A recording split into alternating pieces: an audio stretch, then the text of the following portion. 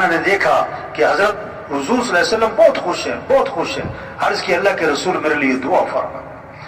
آپ نے کیا دعا کی؟ اللہ عائشہ کے گناہوں کو معاف فرما، اگلے پچھلے ظاہری پوشیدہ، اللہ عائشہ کی مغفرت فرما. حضرت عائشہ بہت خوش ہوئی. آپ نے فرمایا یسرو کی دعائی، عائشہ میری دعا بڑی پسند آئی، بہت خوش ہو رہی کہ جی ہاں آپ نے میرے لیے مغفرت کی دعا مانگی، میں اس لیے خوش ہو رہی ہوں. آپ نے کہا عائشہ اللہ کی قسم میں یہ دعا اپنی امت کے لیے ہر نماز میں مانگتا ہوں. یہ نبی کا غم، یہ نبی کی سوچ، یہ نبی کی فکر. سارے انسان جہنم سے بچ، سارے انسان جنت میں چلے جائیں. ہاں تبلیغ میں کیا کہہ رہے ہیں؟ یہ مجمع کس لیے، یہ اجتماع کس لیے، یہ تبلیغ، یہ چلہ بھئی، یہ سروزہ بھئی، اجتماع میں آؤ بھئی، یہ کیا کہہ رہے ہیں؟ کہ ہم اپنی حیثیت کو پہچانیں، ہم اپنی ذمہ داری کو پہچانیں، ہم اپنی زندگی کے مقصد کو پہچانیں. ہم دنیا میں کس لیے آئے؟ ظلم کسے کہتے ہیں؟ ظلم کہتے ہیں وضع الشیء فی غیر محلی، جو چیز جہاں کے لیے بنائی گئی وہاں نہ لگانا، یہ ہے ظلم. یہ جان، یہ مال، یہ وقت، یہ زندگی، یہ صحت، یہ طاقت، یہ استعداد، یہ قوت جو بھی ہے اللہ نے دی کس لیے؟ اللہ کے دین کے پھیلانے پر لگاتے، اللہ کے کلمے کو دنیا میں بلند کرنے پر لگاتے، انسانیت کی ہدایت کی فکر کر. وہ صلاحیت کہاں لگ گئی؟ وہ مال کمانے پر. مال کا عجیب بات، بہت عجیب بات. کیا؟ جس کے پاس پیسے نہیں ہیں نا وہ پیسہ کمانے میں لگا ہوا ہے، اور جس کے پاس پیسے ہیں وہ بھی پیسہ کمانے میں لگا ہوا ہے. کیسی عجیب بات ہے. اور اس کے پاس بہت زیادہ پیسے ہیں نا وہ بھی پیسہ کمانے میں لگا ہوا ہے.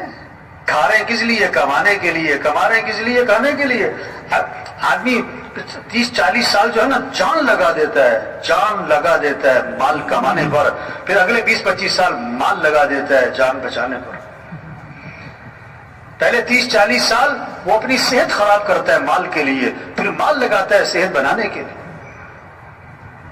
5 چیزوں پر صلاحیت لگ رہی ہے اس وقت، قوت لگ رہی ہے، جان لگ رہی ہے 5 چیزوں پر.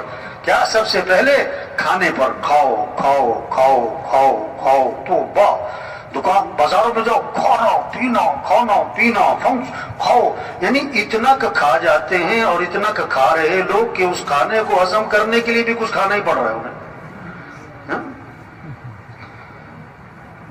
حضرت عائشہ زانہ فرماتی ہیں ایک چاند، دوسرا چاند، تیسرا چاند، یعنی 2 ماہ گزر جاتے تھے ہمارے گھروں میں آگ نہیں جلا کرتی تھی.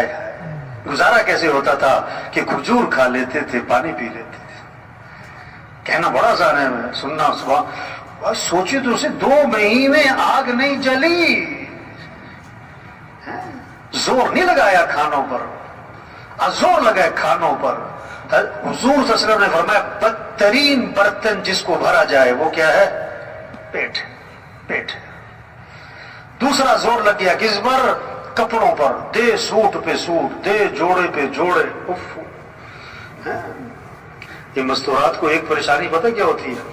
کہ الماری میں جگہ نہیں ہے، اور اگلی پریشانی یہ ہوتی ہے کہ سوٹ لینے جانا ہے، جگہ پہلے ہی نہیں ہے. اور تیسری پریشانی یہ ہوتی ہے کہ اتنے سارے سوٹ ہیں، پہننا کون سا ہے.